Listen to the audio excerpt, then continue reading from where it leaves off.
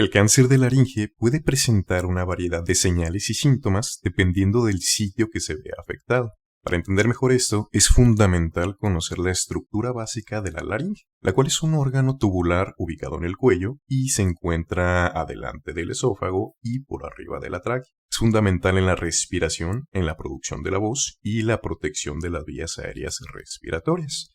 Y se puede dividir en tres porciones: una supraglotis, la glotis o las cuerdas vocales y la subglotis. Dependiendo de qué porción se ve afectada, es importante identificar síntomas específicos. Y es importante recordar que estos síntomas no siempre significan cáncer, pero si persisten, es fundamental consultar a un médico para un diagnóstico adecuado. Entonces, señales comunes del cáncer de la laringe. Lo primero serían los cambios en la voz. El síntoma cardinal del cáncer glótico o de las cuerdas vocales verdaderas es la disfonía, la cual se desarrolla tempranamente y se presenta como una ronquera persistente o cambios en el tono de voz que duran más de 2 semanas. También puede haber una pérdida de la voz en casos avanzados. Es el síntoma cardinal o de presentación temprana debido a que una tumoración pequeña puede afectar la vibración de las cuerdas vocales y por ende causarnos esta disfonía o ronquera, lo que puede representar una señal de alarma que en ocasiones permite detectar este tumor de forma temprana.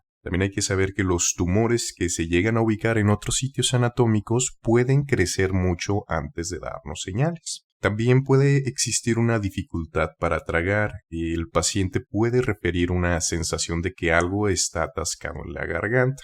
También puede haber dolor al tragar alimentos o líquidos. Esto se debe a que a medida que el tumor crece en la laringe puede invadir o comprimir estructuras cercanas como lo es la faringe o el esófago. Esto reduce el espacio disponible para que los alimentos o los líquidos pasen, generando una sensación de atasco o de dificultad. Y también el tumor pudiese llegar a afectar los nervios que ayudan al mecanismo de tragar o de proteger la vía aérea al pasar el bolo del alimento. Otra señal puede ser el dolor, un dolor en la garganta que no desaparece o inclusive un dolor en el oído, que se puede llegar a conocer como una otalgia referida y este se puede dar especialmente al tragar.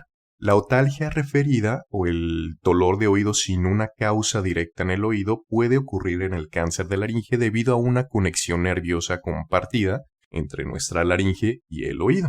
Hay que saber que el nervio vago, que es nuestro par craneal 10, inerva la laringe y también tiene algunas ramas sensoriales que se van hacia nuestro oído externo. Asimismo también el nervio glosofaringeo, el cual es nuestro par craneal 9, inerva también la faringe y áreas relacionadas con la deglución o el tragar, además de aportar sensibilidad a nuestro oído medio. Entonces la irritación o la compresión de estas ramas nerviosas por el tumor laríngeo puede interpretarse como dolor en el oído, aunque el problema real va a estar en nuestra laringe. Otra señal puede ser una tos persistente que en casos crónicos se puede ver acompañada de sangre. También con respecto a la tos, hay que saber que la presencia de un tumor en la laringe puede irritar a la mucosa, que está ricamente inervada por fibras nerviosas sensoriales de nuestro nervio vago, el cual es el nervio que va a estar mediando el reflejo de la tos. Esta irritación constante puede desencadenar el reflejo de la tos como respuesta defensiva.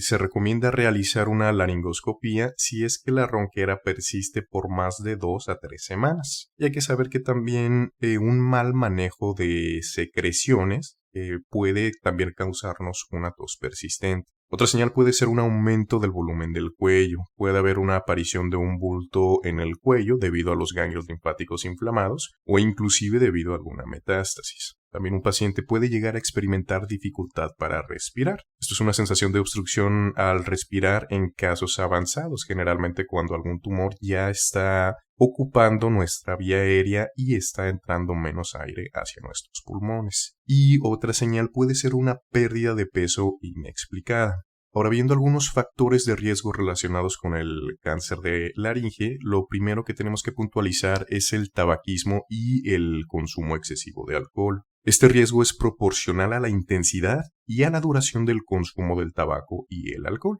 Y hay que saber que si lo disminuimos o lo cesamos, este riesgo va a disminuir lentamente después de que dejemos de consumir estas sustancias. pero no regresa a la línea de base hasta al menos 15 años que ya no estemos tomando ni fumando.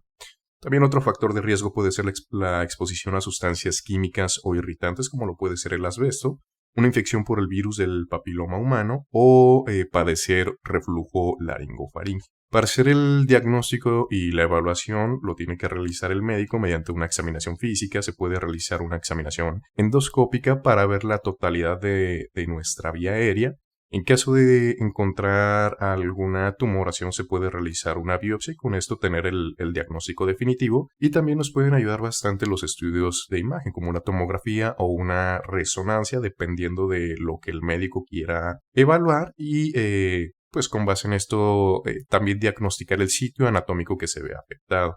Lo que me gustaría ser puntual aquí es en el diagnóstico del carcinoma de células escamosas de la laringe. Este es el tumor maligno más común de la laringe y va a ser responsable desde el 85 al 95% de los tumores malignos de la laringe. Y hay que saber que es más común en hombres, a razón de un radio de 3.9 a 1 con respecto a las mujeres. Ahora bien, si ya vimos las señales de un cáncer de la laringe, hay que saber que los síntomas del cáncer de laringe, como los que dijimos, la ronquera persistente, la dificultad para tragar, la otalgia referida o la tos persistente, también pueden parecerse a los de otras condiciones, y es importante considerar diagnósticos diferenciales para evitar confusiones y llegar a un diagnóstico adecuado. Por esto es que siempre debe de ser evaluado por un médico cuando tenemos casos de sospecha o simplemente tenemos la preocupación. Entonces, los principales diagnósticos diferenciales del cáncer de laringe puede ser, por ejemplo, una laringitis crónica, la cual es una inflamación prolongada de la laringe, a menudo causada por el tabaquismo, nos puede irritar la garganta,